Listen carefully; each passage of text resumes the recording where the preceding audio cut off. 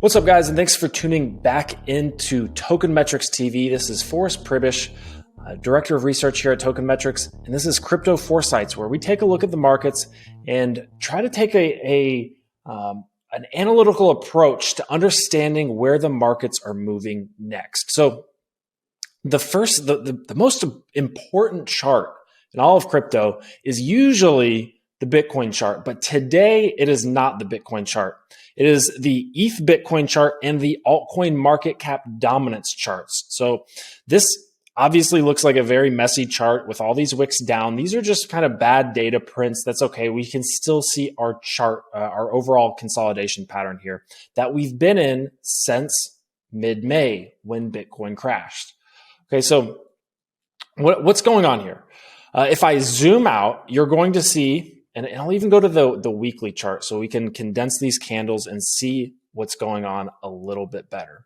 So this is altcoin market dominance, the percentage of the total cryptocurrency market that is made up of altcoins. So this is everything except for Bitcoin. And you can see right now about 59% of the market is made up of by altcoins. That leaves about 41% to Bitcoin. We can see that back in 2018, January of 2018, this number peaked at about 67%. And we can see that in general, over time, altcoin market dominance has been increasing. That makes sense. Why? Because there's tons of innovation going on in the altcoin space. We would expect this to increase over time. But there's been a couple alt seasons and altcoin bubbles, which we're in right now, periods of altcoin speculation that has driven this altcoin dominance number up.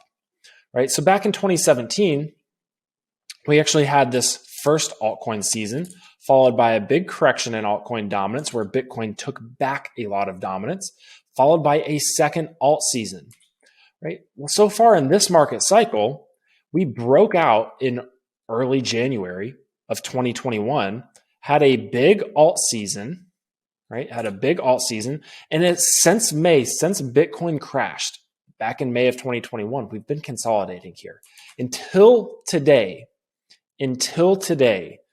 Today, we have broken out of the top of this consolidation pattern.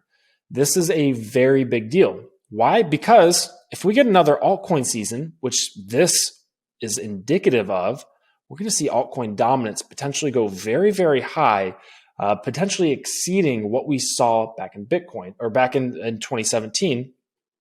When altcoin dominance peaked at about 67%. What does this mean? This means rampant altcoin speculation. This means this market is potentially going to get very, very frothy, and we're going to potentially see very large rallies out of altcoins. Now, I want to go over to the ETH Bitcoin chart that looks very, very similar to altcoin dominance. Now, Ethereum being one of the largest altcoins makes sense that it would follow a very similar pattern, or being the largest altcoin, not one of the biggest altcoins, the largest altcoin. We've recently broken out in this ETH Bitcoin consolidation pattern that has been going on since May when Bitcoin crashed. This is huge. What I'd like to see, right now we have a big candle upwards. I'd like to see, we've already gotten confirmation of a breakout. I expect to see this continue to expand. I'd like to see, and what I actually expect to see is a little bit of resistance here at the previous all-time high, right? I expect to see a little bit of a retracement once ETH Bitcoin gets there, followed by maybe a little bit of support or consolidation, maybe as far back down as here, down at 0.077 before continuing onwards and upwards, right? Now, I'd like to see some support get made out of this ETH Bitcoin ratio, right? We can see, and we've been talking about on this channel and on Crypto Foresights, ETH being undervalued for a very long time. The supply is just getting absolutely crunched, right? One website I like to go to watch the Ethereum supply net issuance is Watch the Burn. This shows you how much Ethereum, what the net reduction in the net issuance of Ethereum is over a certain period of time. So over the last 7 days, the net issuance of Ethereum has dropped, is 80% lower than it normally would be due to EIP 1559 burning these fees. Over the last month, it's 90% below. Since EIP 1559 came out, 67.83% net reduction. This is absurdly bullish for Ethereum. Why? Because it crushes the supply in a way that should cause the price to go up very, very rapidly. We know what happens to Bitcoin when Bitcoin's net issuance is reduced by just 50%. Well, so far with EIP 1559, it's been 67, 68%, which is much higher, right? Much higher than that of Bitcoin, right? Than that of a Bitcoin having 50%, right? So, all right, we've gotten a recent bounce for Ethereum off of 4,000. Where's the next stop? Well, we've got our previous all-time high here at 4,800, 4,850, 4,900. There's not a lot of resistance here until 5,300. And that's where I think Ethereum could go to in the near future before getting a little bit of resistance. Now, the one scary thing in this market is the fact that Bitcoin is still, we'll go to this chart, in a bit of a correction despite altcoins breaking out. Meaning, if altcoins start breaking out and Ethereum is unable to reclaim 60K, I think we could get a little bit of a scare where Bitcoin falls back down. And if Bitcoin falls back down, that's not good for altcoins. And that would make that would turn this breakout into potentially a false breakout where we drop back down into this pattern, right? And that's what we don't want to see. So in order for us to not see that, what I would like to see is for this breakout in altcoins to continue, followed up by a strong Bitcoin move above 60K. And hopefully onwards and upwards to 79.5 thousand, which is our next resistance level.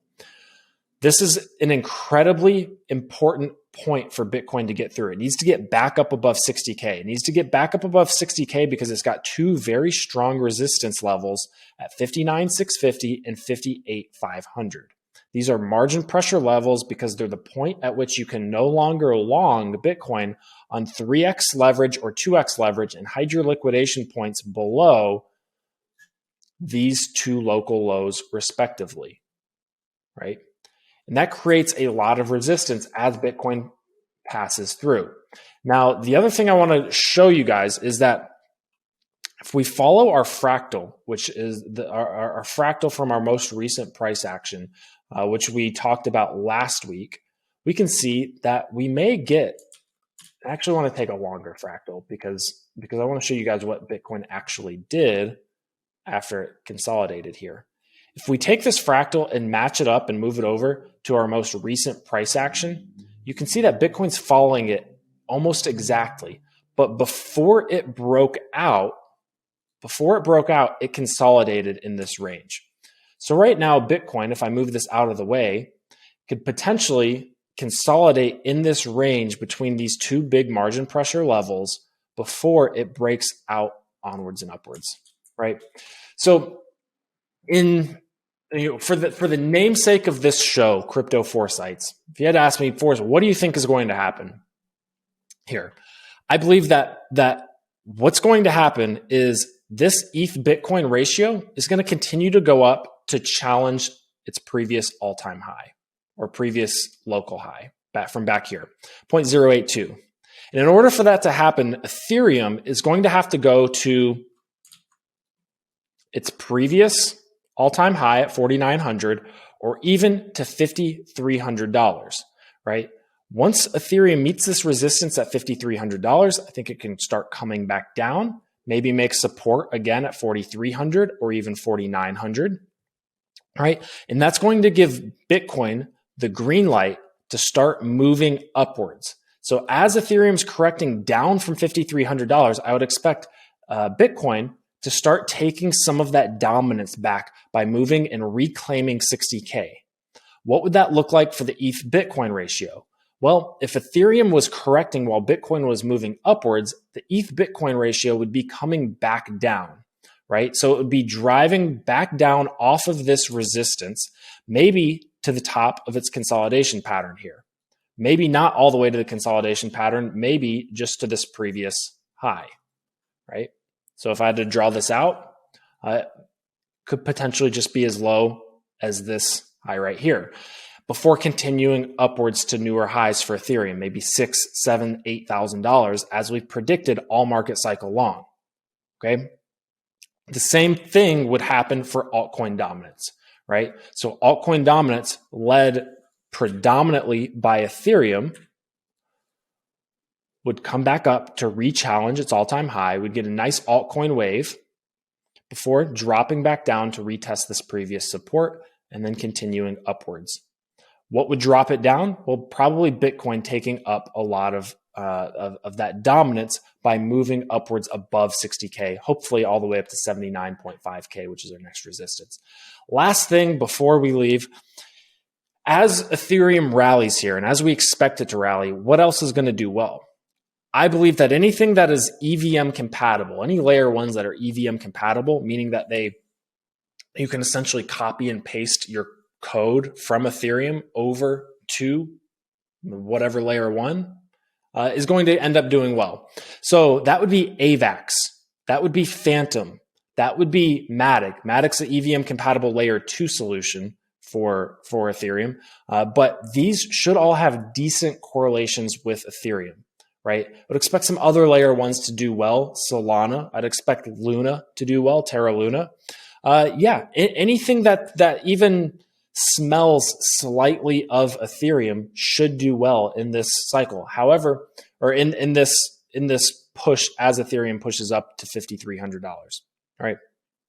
So those would be my altcoin picks: AVAX, Phantom, Matic. Maybe Luna and Solana as well. Maybe some other smaller layer ones could rally here as well, like Algorand, maybe Near Protocol as well. Right. So I hope you enjoyed this content. If you did, make sure you like and subscribe. We've got 100K subscribers on YouTube. We're trying to get to 1 million, so we need your help to get there. This has been Crypto Foresights. I'm your host, Forrest Pribish. We'll catch you next time. Thanks for watching. Bye.